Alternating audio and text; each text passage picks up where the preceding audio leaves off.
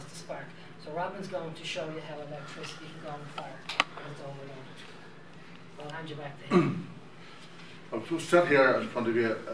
The fact, it's a matter of fact that there were 1,000 meals served that night, roughly 700 in the Stardust ballroom and 300 next door. Now this happened apparently every night that there were a lot of meals were served in the Stardust. So to serve meals they had things like paper plates, they had sachets of tomato sauce, salt and pepper, other bits of paper, the plastic knives and forks in a packet. I don't know whether there was a napkin along with it and salt and pepper with it, but assuming there was.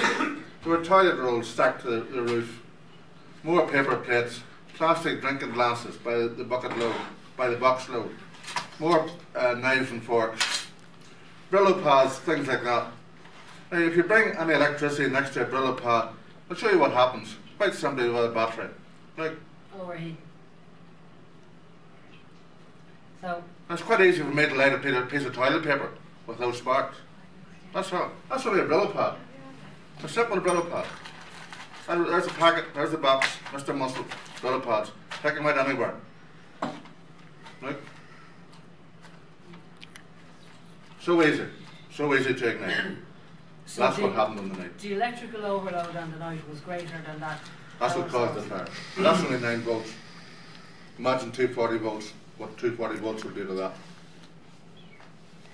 Just so we're clear, the storeroom fuel from the spark only was separated by a 1/2-inch wooden wall.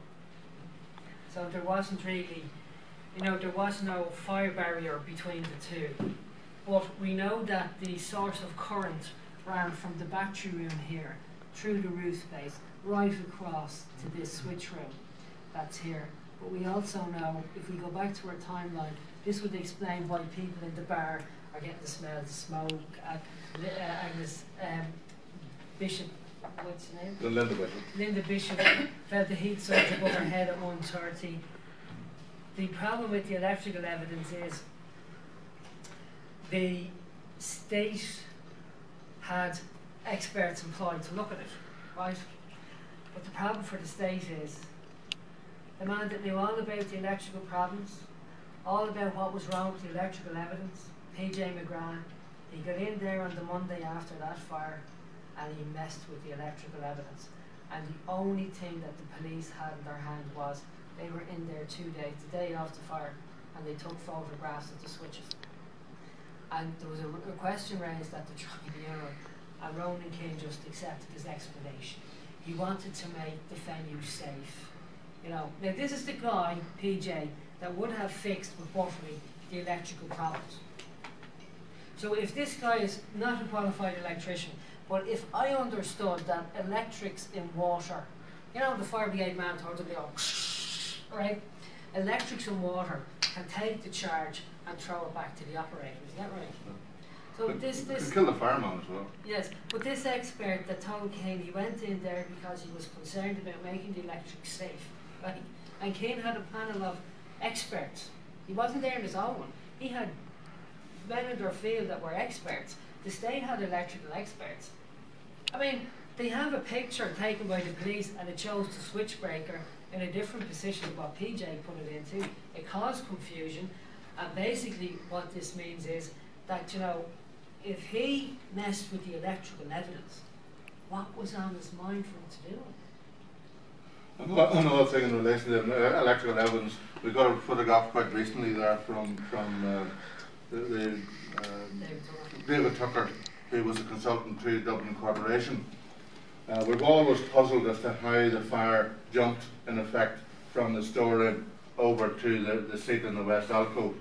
But there's one small part of this photograph indicates that there's a conduit, a method of cables that go from the switch room across to the kitchen. And that was obviously the conduit of the fire, where there was something dripping down on the persons or on the seat in the west alcove that burned, that they couldn't extinguish, that spread. It has to be a burning cable or a burning pipe or a burning conduit of some description. And it's there in the picture that has only recently been supplied to us. If you take the pen again, and you imagine that this is the PVC coating, right? As that burns, it doesn't burn, it smoulders. Drips. It drips, it won't go on fire, right? But it drips hot. Yeah. And when it drips hot, other items come in contact with it, like like the plastic covering of, of the seat, and that will ignite the temperature behind it, or that. But then we see the fuel in this storeroom that nobody knows in government buildings about. I'm tired telling you about it. I'm just from down there. Right? The fuel in this storeroom that nobody knows about, which is, it's elevated up to here, right? And we have a half-inch wood. Now nobody in the government knows about this because it's not on the public record yet. But the fuel in this storeroom here, it was free. There was no barriers to stop the gases, the hot toxic gases to move across. And the problem is, unless you put the fire out, those gases keep getting hotter and hotter and hotter, and eventually there's a flashover. Yeah.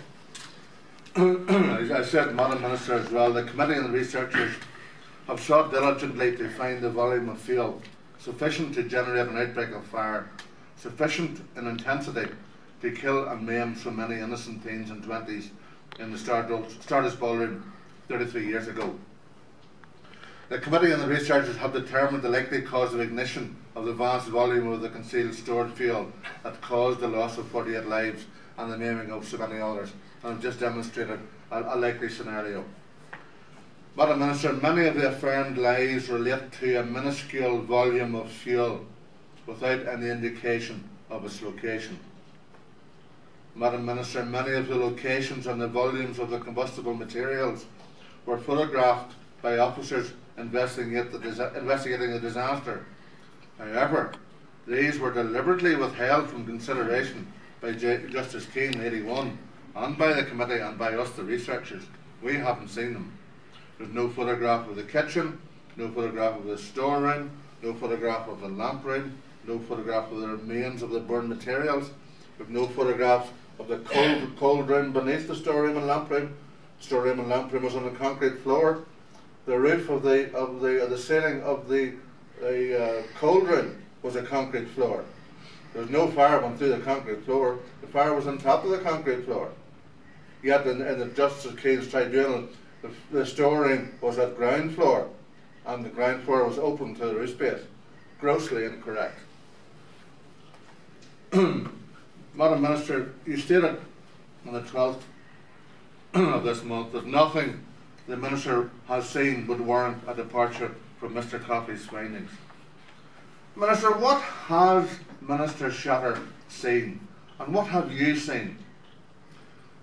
Madam Minister, Paul Coffey didn't follow his terms of reference by neglecting to share his submissions with the committee and the researchers.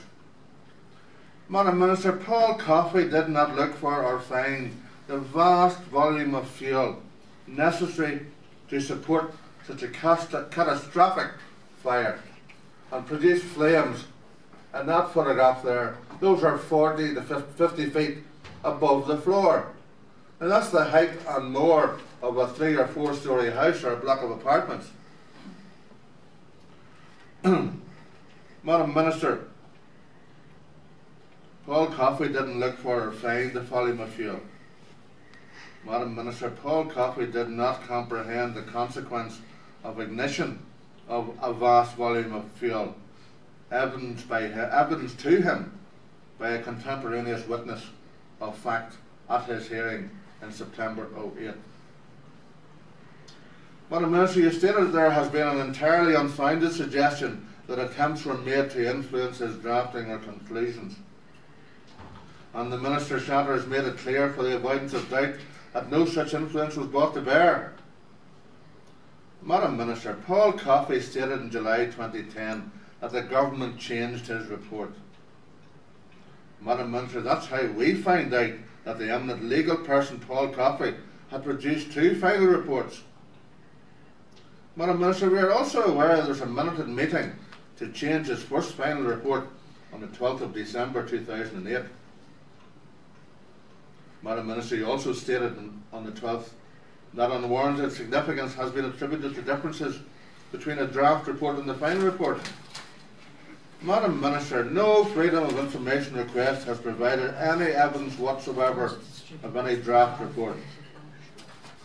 Madam Minister, the suggestion of any draft report is a perversion of the course of justice. Madam Minister, if the draft report exists as implied, then the committee and the researchers have been deliberately denied sight of it.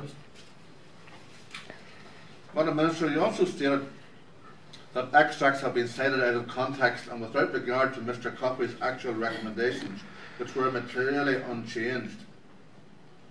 Madam Minister, changing the words prima facie to arguably are material changes that have significant legal implications, and they are not out of context as alleged.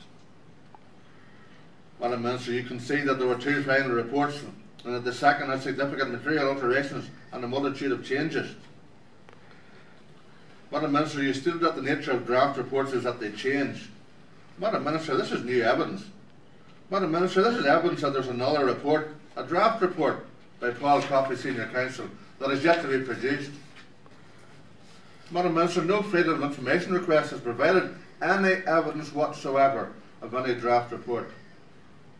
Madam Minister, the Bar Council are and were not aware of any draft report. Madam Minister, the suggestion of any draft report is a perversion of the course of justice and an insult to the families of the dead and maimed. Madam Minister, I am a professional engineer that prepares preliminary reports. Preliminary because all of my research has not been completed and all of the necessary evidence has not been available for my consideration. Upon completion of my investigations and assessment of evidence, a final report with conclusions and recommendations will ultimately issue. Madam Minister, Paul Coffey produced two final reports, both with conclusions and recommendations, and the second one contained approximately 70 significant text and meaning alterations, ignoring both the typographical errors in both of them. Madam Minister, such conduct simply illustrates the influence of others and the professional incompetence of Paul Coffey, Senior Counsel, in such a portentous matter of the unlawful killing of 48 Irish citizens and the maiming for life of hundreds of others. Madam Minister, you stated that the government of the day clearly had to rely on the final report submitted by Mr Coffey. And also, as I've said, Mr Coffey's conclusions and advice were entirely independent and were widely welcomed when his final report was published.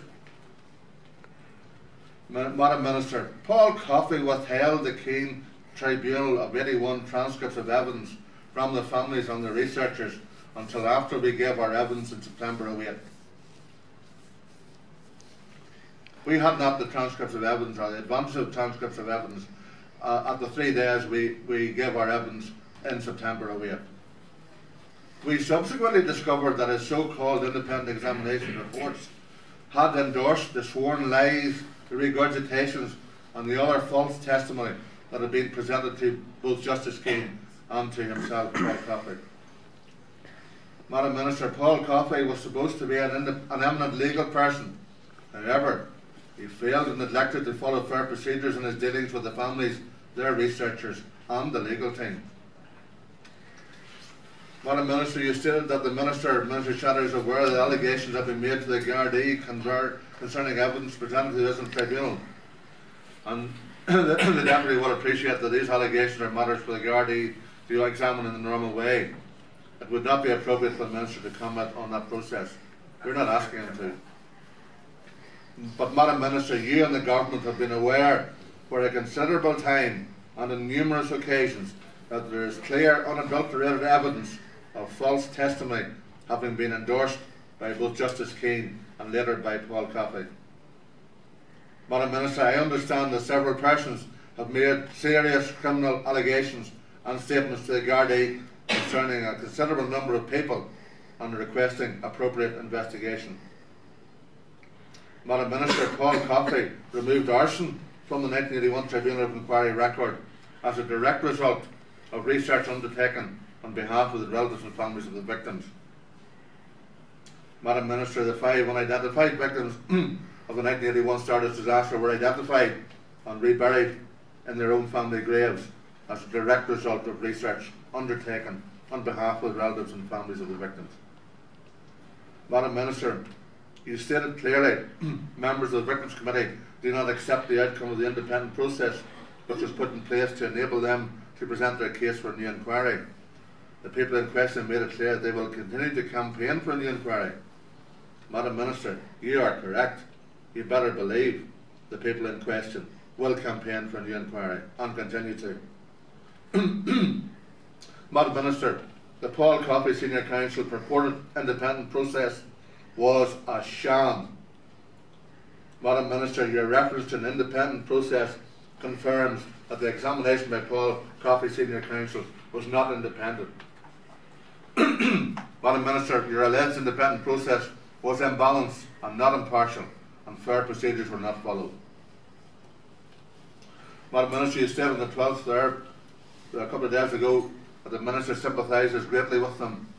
That's Minister Shatter, I presume. But having regard to the outcome of the independent examination and the absence of new evidence concerning the actual cause of the fire, he doesn't believe it's open to him to disregard the evidence, with the advice which emerged from that process and which was endorsed in both houses of the Oireachtas. Madam Minister, this family simply want the truth. They've had a plethora of weasel words of sympathy, but the truth eludes them. Madam Minister, the following is new evidence. Minister Alan Shatter, TD, confirms that the actual independent examination by Paul Coffey found that there was no new evidence concerning the actual cause of the fire. His finding is despite the fact that Paul Coffey was prohibited from any investigation into the cause of the fire by his terms of reference. This is new evidence.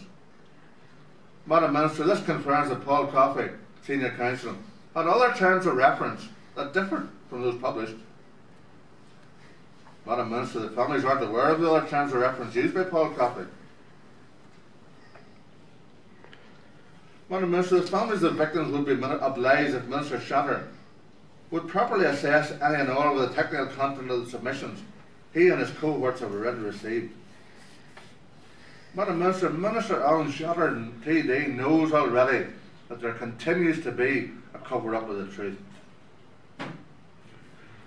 Madam Minister, you stated to Thomas Bruin that it was right that concerns about this dreadful and tragic event should be raised in the House.